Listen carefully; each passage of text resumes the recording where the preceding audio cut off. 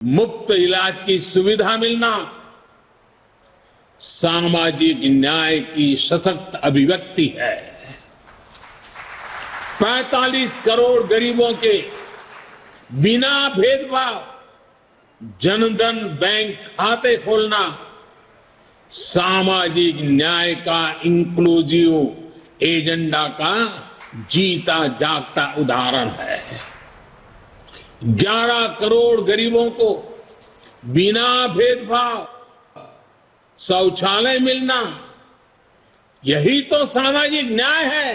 यही तो सामाजिक न्याय के प्रति हमारी भक्ति है। बिना भेदभाव, बिना तुष्टीकरण, बिना स्वार्थ, बिना वोट बैंक की राजनीति किए भाजपा आज सामाजिक न्याय का भी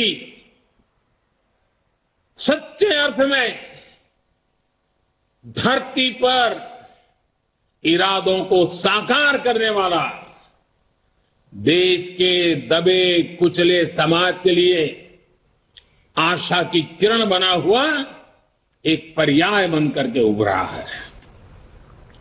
साथियों, आज भाजपा देश में एक नए पॉलिटिकल कल्चर का भी नेतृत्व कर रही है। कांग्रेस और उनके जैसी पार्टियों का कल्चर,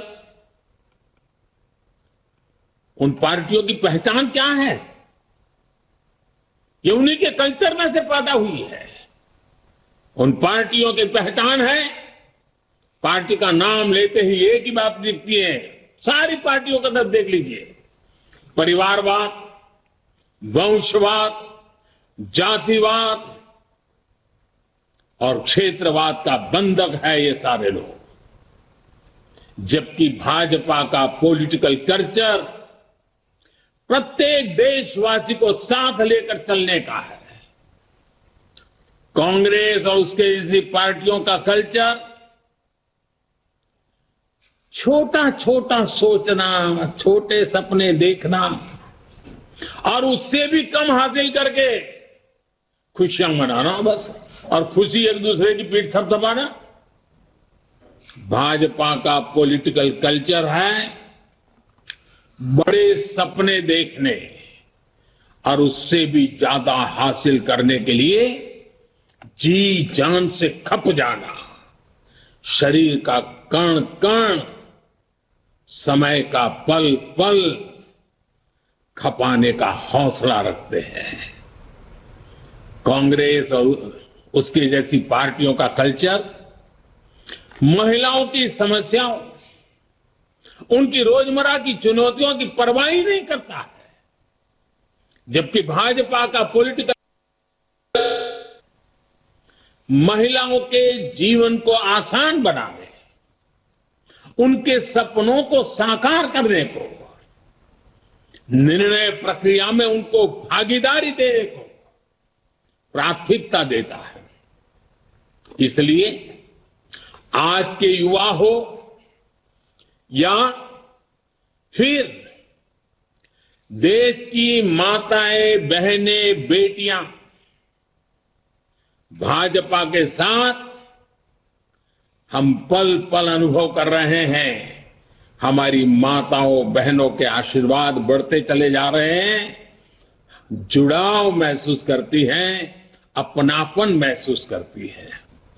इसलिए आज ये सभी भाजपा के साथ कंधे से कंधा मिलाकर चल रहे हैं।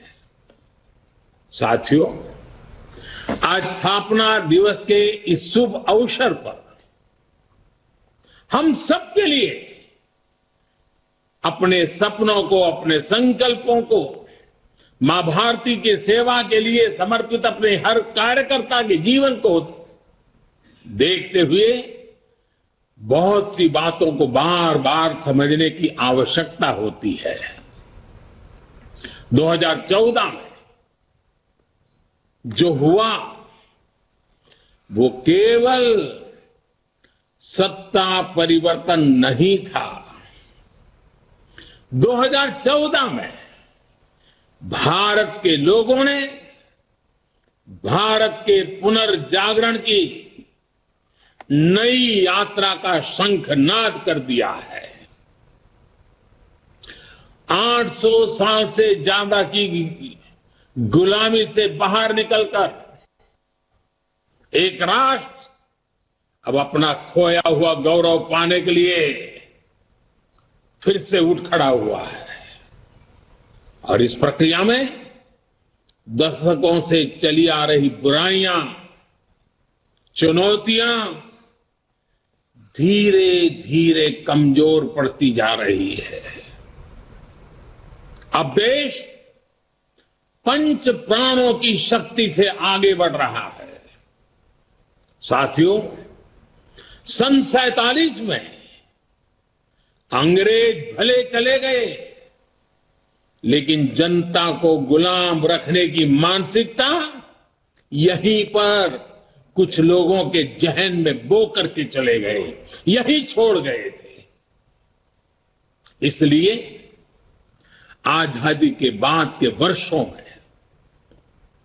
देश में ऐसा वर्ग खूब फला फूला जो सत्ता को अपना जन्मजात हक समझता था।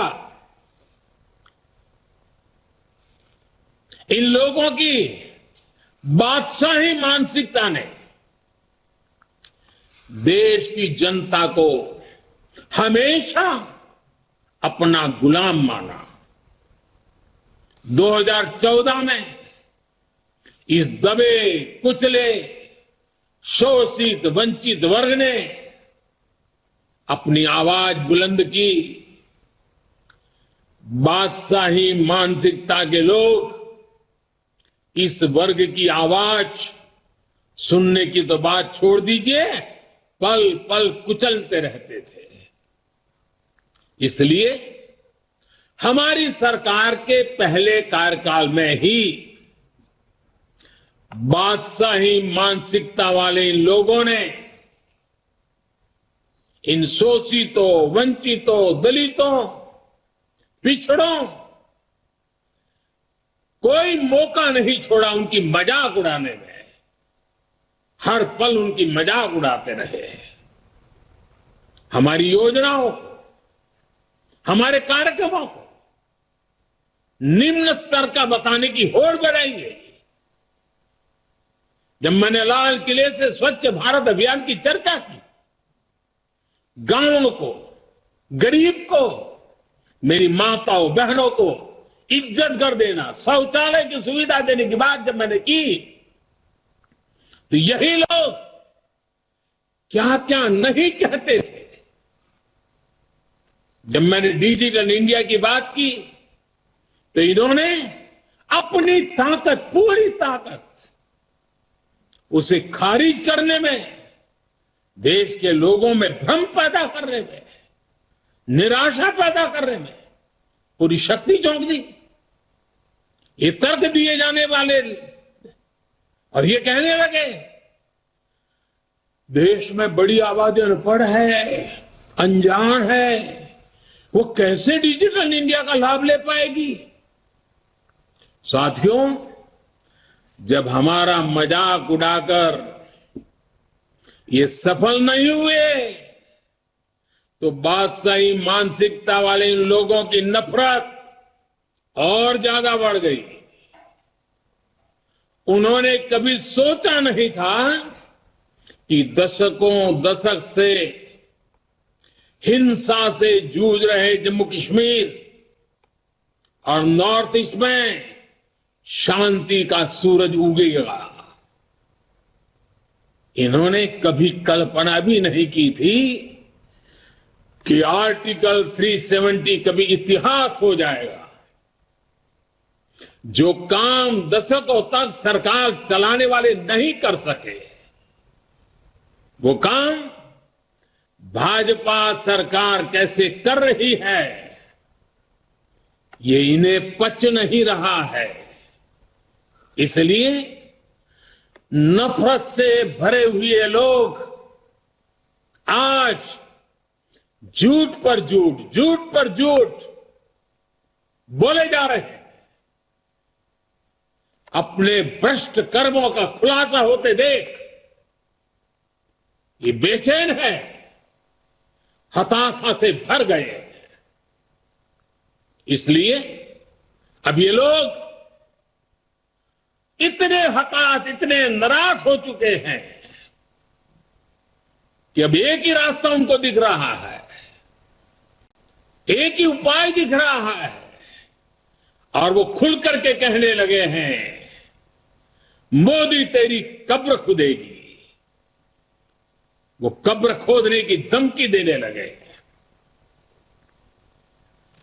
बादशाही मानसिकता वाले इन लोगों को,